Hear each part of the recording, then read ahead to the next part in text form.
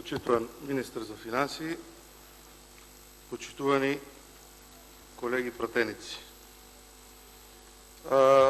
Пред нас го имаме како точка на дневен ред ребалансот на буџетот, кој што 10 дена го разгледувавме на комисија и еве втор ден го разгледуваме на пленарна седница во Собранието на Република Македонија. Она што можам да го видам и да го констатирам, за кое што изборував на Комисијата за финансирање и буџет, е дека имаме целосно неразвоен буџет пред нас. Целосно неразвоен буџет во кој што се кратат капиталните инвестиции, а за разлика од тоа се оди со едни мерки, пакет на социјални мерки кои што ги предлагате на граѓаните на Република Македонија и пакет на популистички потези кои што ви се единственото нешто што ви е планирано во овој период до завршувањето на годината. Тезите дека ова е буџет кој што би требало да се скратат одредени позиции кај што немаме одредени реализации, не ви држат, затоа што изминатата 2016 година беше тешка година, како од политички аспект, така и од економски. Знаете дека ние само како Собрание на Република Македонија два пати влегувавме, излегувавме и три пати одредувавме датум за избори, во кој што голем број на државни институции, во кој што голем број на локални самоуправи не беа во состојба да планираат и да реализираат одредени јавни набавки. Тоа е околу почетната работа. Второ што провеуваше во обраќањето на министерот како на Комисијата за финансирање и буџет, така и на пленарната седница, е одбранбениот, односно дефанзивниот пристап кон одредени активности. Министерот кажа дека во ребалансот на буџетот има одредени ограничувања. Тоа е за реализација на преземени, а неплатени обврски од минатото, склучени договори за тековни или идни проекти, за кои што државата ќе треба да плаќа пенали. Меѓутоа, како и во секоја работа, така и во Министерството за финансии, преземањето на одредени обврски во текот на годината и реализацијата на одредени проекти нити започнала од владата на СДСМ, нити ќе заврши со владата на СДСМ. Како и одредени тековни плаќања кои што ги имате и се планирани за наредните години. Тие ќе влезат во буџетите за наредните години, затоа што се долгогодишни проекти, пред се работи за капитални проекти, кои што изискуваат повеќе средства и планирање за нивна реализација и исплата во повеќе години. И тоа е нормална работа, за која што не би сакал да слушам одредени жалби, затоа што како Влада на Република Македонија, покрај тоа што ги презимат обврските, преземат и некои проекти кои што се пред финишот на самата реализација и кои што гледаме дека со радост одите на отварање на одредени такви поголеми проекти. Еден од таквите проекти беше Джонсон Контролс, на вториот ден од вашето владење, на кој што премиерот Заев се појави на отварање на странска директна инвестиција, проекти кои што во изминатиот период со голема жестина ги напаѓавте и со голема жестина ги одвлекувавте и оние заинтересирани инвеститори кои што размислуваат да дел од својот бизнис го донесат во Република Македонија. Меѓутоа, неконзистентноста во овие политики на Социјалдемократскиот сојуз се види уште од вториот ден, кога вашиот председател се појави на отварањето на Джонсон Контролс фабрика во Струмица, донесена директно од владата на ВМРО ДПМН, како втора фабрика, која што во изминатиот период работеше на територијата на општина Штип, како прва фабрика дојдена во технолошко-развојно индустријската зона во Штип, и за која што се одржаа еден мал милион пресконференции. Како тоа е зелена пољана, на која што ВМРО ДПМН собира предизборни поени, како пред секоја избори ја спомнуваме, па ја оградуваме. На крајот таа технолошко-развојна индустријска зона заживеа и пресконференциите на тема ТИРС и странски директни инвестиции во Штип се заборавена тема. Гледам дека од време на време одредени колеги пратеници пробуваат да ги дискутираат за своите реони, меѓутоа концепцијски тие странски директни инвестиции донесоа големи резултати. Ќе почнам од првата, тоа е вработувањето над 22.000 луѓе во тие директни странски инвестиции, каде што платата е над 12.000 денари и во некој е дури многу повисока, доведувањето на нови технологии и нови знаења и усовршувањето и вработување на голем број на специфични кадри кои што најдоа свое место и се и tekako задоволни. Не може да се занемари фактот дека само Кромберт и Шуберт има 4.100 вработени. Значи огромна бројка. Дрекслер Мајер 6.500 вработени и 2 пати месечно има интервјуа за работа. Джонсон Контролс во Штип 1850 вработени, КСС Кичево 1000 вработени, ОДВ и Костел 250, Антура има 250, Амфенол во Кочани 2000 вработени. Странските директни инвестиции во делот во кој што беа концепирани ги даваат своите резултати и неконзистентноста можам да ја кажам од две точки. Министерот за финансии, господинот Тевдовски, знаејќи го значењето на овие странски инвестиции, во самата комисија повека да странските инвеститори се осеќаат сигурни во Република Македонија, странските инвеститори помогнат во привлекувањето на странски директни инвестиции во Република Македонија, а од друга страна имаме 3-годишно фронтално безобразно напаѓање на директните странски инвестиции и она што значат тие во Република Македонија. Јас во еден неформален разговор со еден од таквите инвеститори, кој што најави дека ќе има модернизацијата на опрема, го прашувам докаде е целата таа постапка.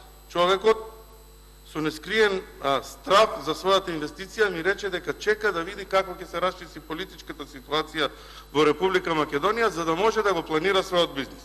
Затоа што тие се приватни собственици кои што го гледаат профитот на прво место и со тоа директно и индиректно помагаат не само за вработување на наши кадри, туку и за намалување на бројот на невработени, а индиректно и за влегување на голем број компании кои што работат логистички за тие инвестиции кои што ги имаме. Ова е една од причините зошто кажувам дека Социјалдемократскиот сојуз има неконзистентност и дека Социјалдемократскиот сојуз ќе треба да поработи повеќе, барем ако не друго со своите пратеници, министерот да ми објасни важноста на овие инвестиции и продолжувањето на трендот на привлекување на овие инвестиции. Сакајќи популистички да се настапи, економските промотори се укинуваат во Република Македонија, меѓутоа од друга страна гледаме дека формата е да тие луѓе бидат отстранети, меѓу кои можеби има некои и кои што не си ја завршиле работата како што треба, меѓутоа најголемиот дел учествуваат директно во донесувањето над 55 фирми кои што ги имаме во Република Македонија, од друга страна зачнуваме размислување за економски аташеа во конзулатите во Република Македонија. Што е де факто иста работа, само со промена на луѓето кои што си ја работат работата и кои што ја знаат целата таа активност. Со ребалансот на буџетот, проекцијата на бруто домашниот производ се намалува од 3 на 2,2%. Нејасно, барем мене ми е нејасно, зошто владата која што ветуваше стапки на раст од 6 до 7%, сега проектира 2,2%. Дури и со 0% право на раст во првото полугодие, реално е да се очекува 3 до 3,5% проекција на бруто домашниот производ. Буџетскиот дефицит останува на 2,9% и во апсолутен износ непроменет, односно 302 милиони денари.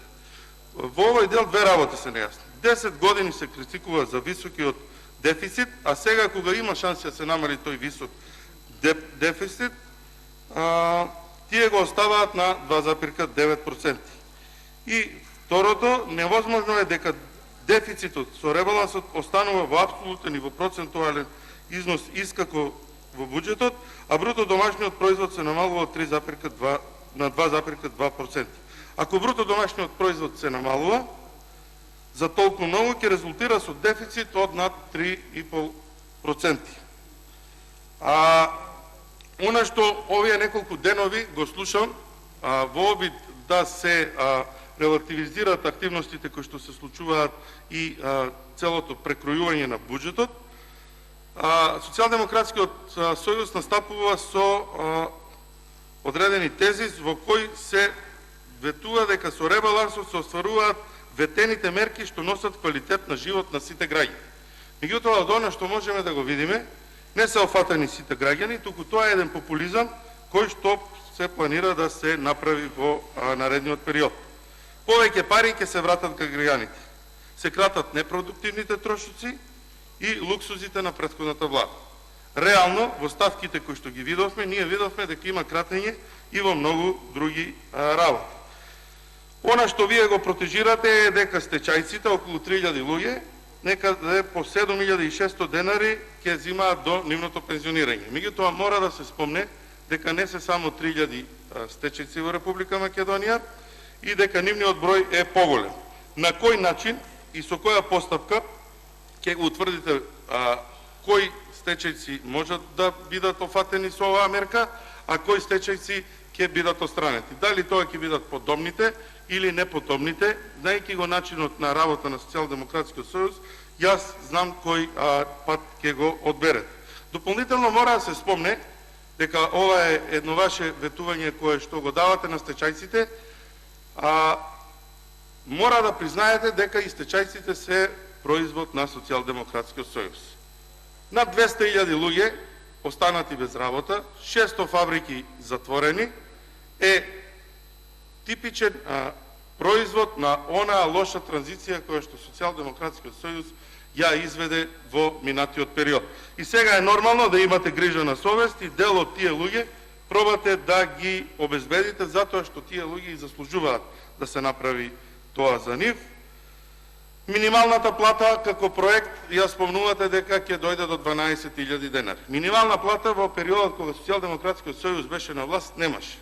Минималната плата функционира некаде 7-8 години и во моментите кога барем јас раководев со една институција локална таму кај нас, имаше одредени луѓе кои што беа на буквално земаа како социјална помош, а не плата за екзистирање за еден месец. ВМРО ДПМН успеа да ја стави минималната плата како проект и таа плата и реално 2018 година ќе дојдеше до 12.000 денари. Меѓутоа, она што е интересно и она што му беше предочено на премиерот Заев кога беше во посета на Штип, имаме огромна реакција министер Тевдовски од текстилниот кластер во Штип. Може би е тоа случај во други делови од државата. Значи, најголем дел од текстилните компании во Штип имаат плата над 12.000 денари. Затоа што тоа се сериозни компании кои што екзистираат на пазарот на трудот некои повеќе од 20 години и се воспоставени одредени односи и финансиските средства кои што ги земаат луѓето се над 12.000 денари. Прашањето е дали не правиме дискриминација на одредени вакви стопанственици.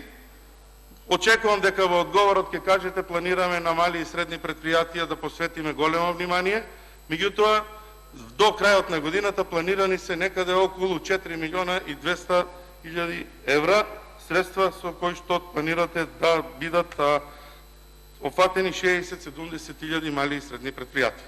Сметам дека ВМРО ДПМН во изминатиот период имаше сет на мерки со кои што директно се помагаше и се овозможуваше функционирањето на овие мали и средни претпријатија, меѓутоа и се задолжуваа претпријатијата да можат во тој одреден временски период да гарантираат задржување на вработените лица кои што се наоѓаат во нивното претпријатие и за кои што земаат одредени средства, за да може да функционира системот и за да можат тие луѓе да бидат обезбедени барем одреден временски период. Четвртата работа за која што се задржувате и за која што велите дека ќе помогнете на сите граѓани е радиодифузната такса. 190 денари месечно планирани средства околу 200 милиона денари, а за покривање на радиодифузната такса ви се потребни некаде груба пресметка околу 25 милиона евра. Дали она што во изминатиот период го кажувавте, а тоа е деполитизација и департизација на медиумите, не го правите токму спротивното, како и за сите други активности кои што ги имавте во изминатиот период. Дали не сметате дека доколку вие сте главниот финансиер на ова македонска радиотелевизија, јавниот сервис, нема да имате можност да учествувате директно во програмската и уредувачката политика на овој сервис? Јас сметам и од практични искуства знам дека оној кој што ги дава парите има право и можност да реагира и да помогне или да влијае на одредени размислувања, па макар колку и да биле тие професионални. За пример, ќе ви кажам дека таква концепцијска поставеност на јавниот сервис има во Луксембург, кој што е едно сосема друго уредување и територијално, и географски, и ментално различно од ова што се наоѓаме ние и географската положба на Балканот на Република Македонија. И второ такво сервисирање, односно финансирање на јавниот сервис имаме во Белорусија. Се надевам дека не планирате и не сакате македонскиот јавен дифузер да го поставите на темелите на кои што функционира радиодифузниот сервис во Белорусија. Дека ќе се помага на сите граѓани во наредниот период и ќе дојде квалитетот на живот за сите, ќе ви кажам дека не е точно, затоа што прво што кратите и ги стопирате се капиталните инвестиции, или целта ви е да покажете дека ВМРО-ДПМН е сгрешила во работењето, па сега ние имаме една период на евалуација, разгледување, ама после тоа ВМРО-ДПМН ќе почне да ги реализира. Голем дел од тие капитални инвестиции обезбедени се комплетно финансиските средства, голем дел имаат и голем процент на реализација на истите. Автопатот Штип-Миладиновци, мислам дека со 68% асфалтирана делница, тешко дека ќе успеете да го сопрете за негова конечна изградба. И моја препорака и на граѓаните на Република Македонија е да побрзате и да го завршиме. Тоа е еден проект кој што граѓаните на Источна и Југоисточна Европа, Македонија се извинувам, го чекаат еден долг временски период. Гледам дека министерот за транспорт и врски интензивно се врти на експресниот пат Штип-Кочани. Се надевам дека и таму не е сгрешена трасата и дека бело видело или утрото ќе го види и тој експресен пат кој што со нетрпение го очекуваат граѓаните од Источна Македонија и кој што ќе значи и поврзување со соседната Република Бугарија за побрз транспорт на стоки, лица, услуги и негово функционирање. Дека немате само подобрување на живот на граѓаните и квалитетен живот за сите, ќе ви кажам со одредени ставки. Значи имате кратење за 520 милиони помалку за економска промоција на Република Македонија.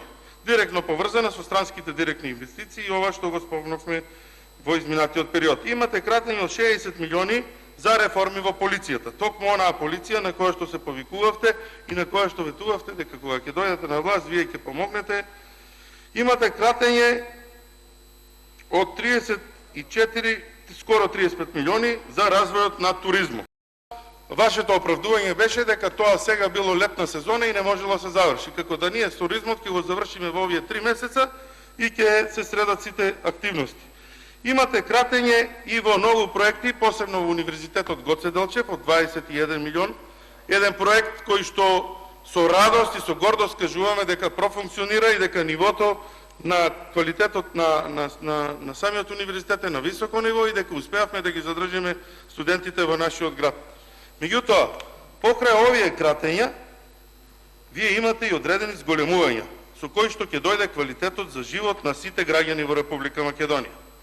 6 милиони за повеќе плати во Агенција за разузнавање, 4 милиони Комисија за заштита на конкуренцијата, Државна комисија за жалби по јавни набавки, Државна комисија за одлучување во втор степен од областта на инспекцијскиот надзор и многу други места. Се на се еден неразвоен буџет, еден популистички и буџет кој што нема да влијае на подобрувањето на квалитетот на животот на граѓаните во наредниот краток период. Благодарам.